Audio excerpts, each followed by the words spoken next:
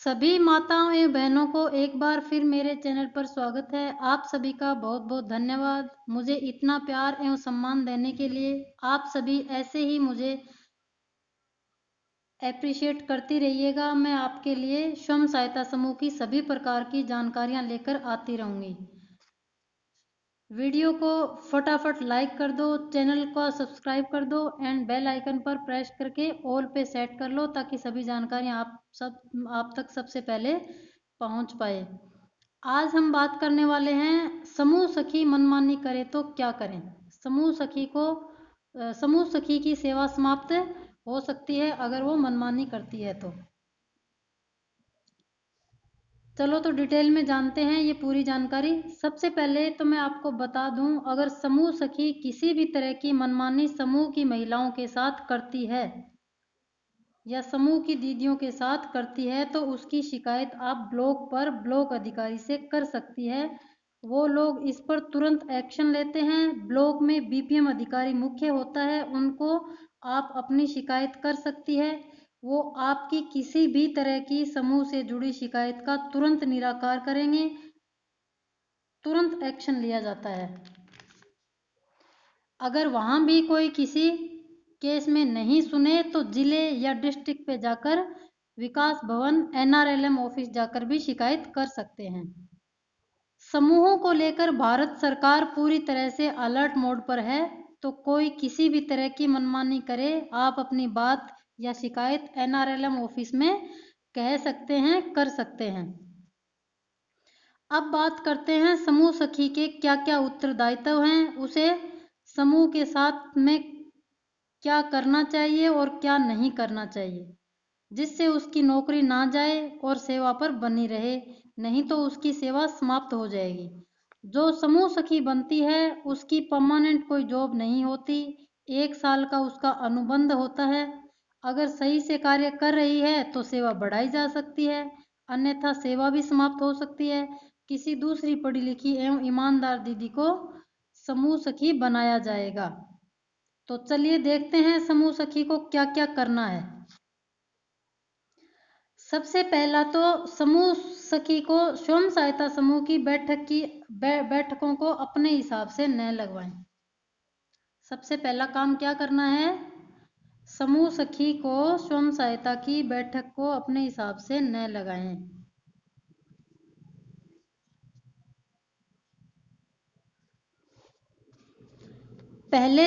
सबसे पहले तो समूह सखी बैठक को अपने हिसाब से ना लगवाएं, यानी कि बैठक समूह को अपने हिसाब से करने दें एवं ग्राम संगठन की बैठक भी अध्यक्ष, कोषाध्यक्ष एवं सचिव जिस तरह रेगुलर करती हैं करने दें। अपनी मर्जी ना चलाएं, उनको बताना है, समझाना है, किसी तरह से उनको फोर्स नहीं करना है।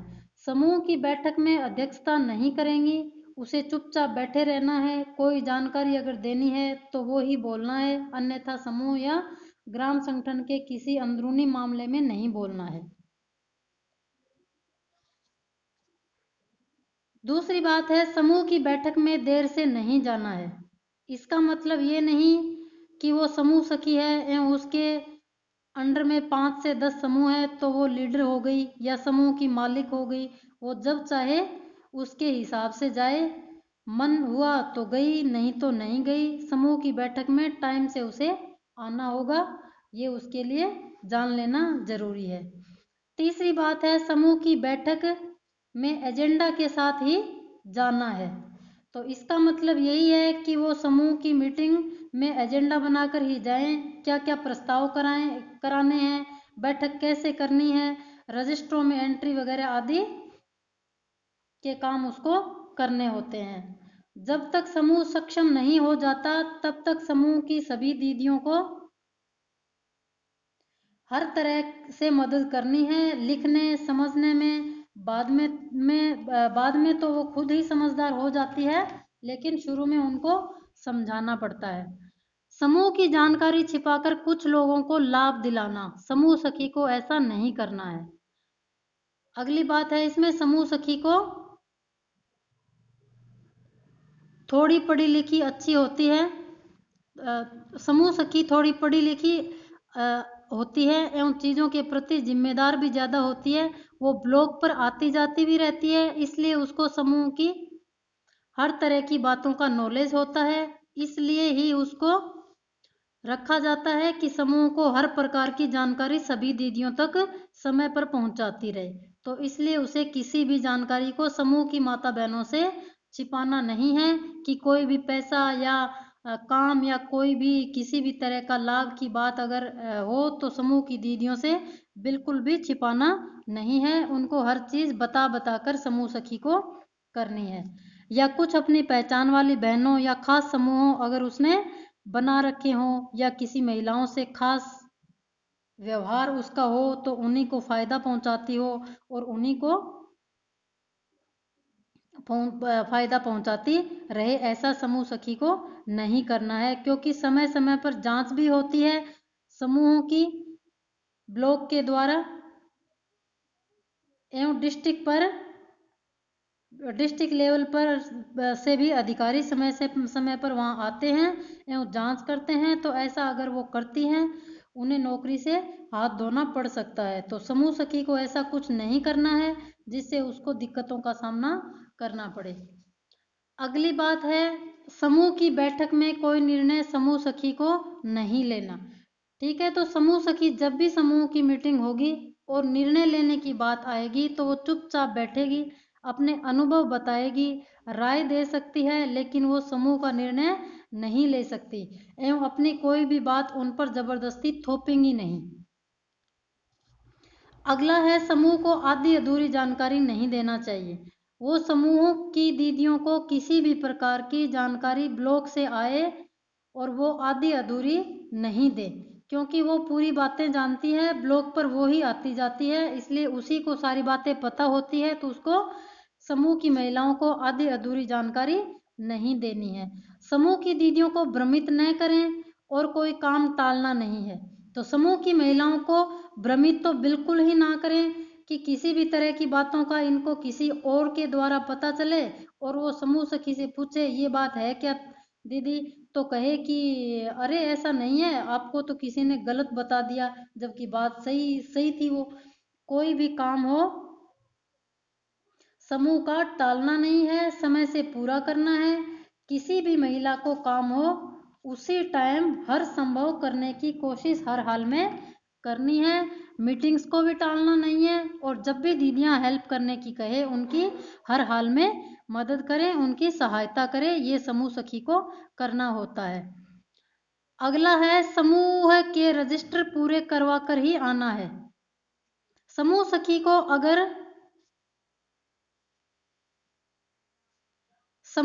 को अगर किसी भी समूह की दीदियां कहें कि हम तो बीके नहीं रखेंगे, आप ही से रजिस्टर लिखवाएंगे, आप ही हमारे रजिस्टर लिखेंगी, तो ये कार्य भी समूह सखी को करना पड़ेगा, क्योंकि इसी बात की उसको ब्लॉक से पैसे मिलते हैं, सैलरी मिलती है।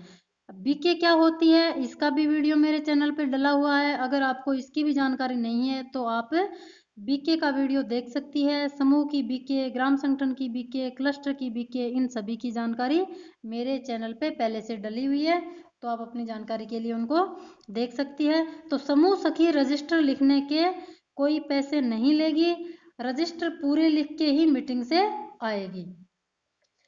अगला है, समूह सदस्यों को डराना धमकाना नहीं है। जी बिल्कुल, समूह सखी अक्सर ये देखा जाता है कि समूह सखी बनने के बाद वो अपने आप को समूह की मालिक समझने लगती है। बात बात पर समूह को डराना धमकाना ये इस तरह से नहीं चलता है। वो समूह को देख रेख करने के लिए रखी हुई होती है, ना कि मनमानी करने के लिए। वो समूह को अच्छे से चलाए, न कि मालिक बनने के लिए मालिक बनकर उनको डराए धमकाए। अगला है, समूह में कोई रिश्वत नहीं लेनी है। इसका मतलब किसी से कोई पैसे नहीं लेने कि आपके ये काम कर दूंगी या करा दूंगी, आप मुझे ऐसा इतना कमीशन दे दो या इतने पैसे समूह की महिलाएं मुझे दे देंगी तो मैं उनका फला काम करवा दूंगी, ये काम करवा दूंगी। तो इस तरह से भी समूह सखी को नहीं करना है। समूह सदस्यों को अपनी व्यक्तिगत क्षमता का रोब न दिखाएं। यानी कि समूह सखी अगर किसी अच्छे परिवार से या ठीक ठाक घर से बिलोंग करती है तो बाकी गरीब घरों की महिलाएं अगर समूह में हैं तो उनको अपना रोब ना दिखाएं, अपनी हैसियत का रोब उनको नहीं दिखाएं। या पति का किसी भी तरह का अच्छा जॉब या काम है तो समूह की गरीब महिलाएं या किसी भी तरह से जो संबल महिलाएं नहीं हैं उनको अपना रोब नहीं दिखाएं, किसी भी तरह से अपने घर परिवार का रोब उनको नहीं दिखाना है। सबके साथ एक जैसा अच्छा व्यवहार करना है और अपने समूह में अच्छे से पेश आना है। समूह में कोई पैसा अपने पास नहीं रखना है। समूह का कोई भी पैसा अपने पास नहीं रखना है। समूह का किसी भी तरह का पैसा आप आए तो समूह सखी को अपने पास में नहीं रखना है। आप मीटिंग में जाती है तो अपना दायित्व पूरा कीजिए, वहां जाकर कोई भी पैसा वो अपने पास नहीं रखेंगी, चाहे वो आरएफ का पैसा हो या समूह की बचत का पैसा हो, सीआईएफ का पैसा हो या बैंक सीसीएल का पैसा हो, किसी भी तरह का पैसा वो अपने पास में नहीं रखेगी। स्वयं सहायता समूह फंड के बारे में भी वीडियो चैनल पे डले हुए हैं पहले से। आरएफ क्या होता है, सीआईएफ क्या होता है, बचत कैसे क्या जमा करें, सीसीएल कैसे होता है, सीसीएल क्या होता है, इन सब के वीडियो आप चैनल पर जाइए एवं जानकारी बढ़ाइए अपनी स्वयं सहायता समूह से संबंधित पैसों के बारे में भी।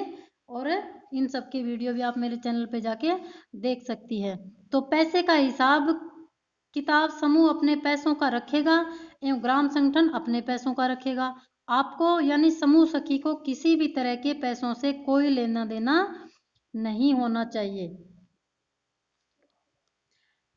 आप उनकी हेल्प कर सकती हैं, राय दे सकती हैं, अपने अनुभव उनको बता सकती हैं, लेकिन आप अपने हाथ में उस पैसे को नहीं रख सकते। समूह सखी केवल एक कैडर है।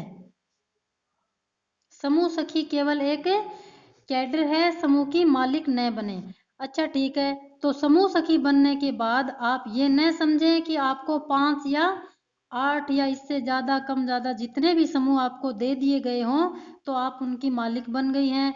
आप उनको कोई आदेश देंगी, बात बात पर डराएंगी, धमकाएंगी या उन पर किसी प्रकार का दबाव बनाकर रखेंगी, ऐसा आप नहीं कर सकती।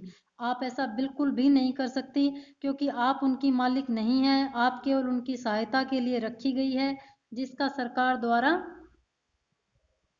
पैसा भी आपको मिलता है। किसी भी तरह का गलत आचरण पाया जाता है तो आपकी नौकरी जा सकती है।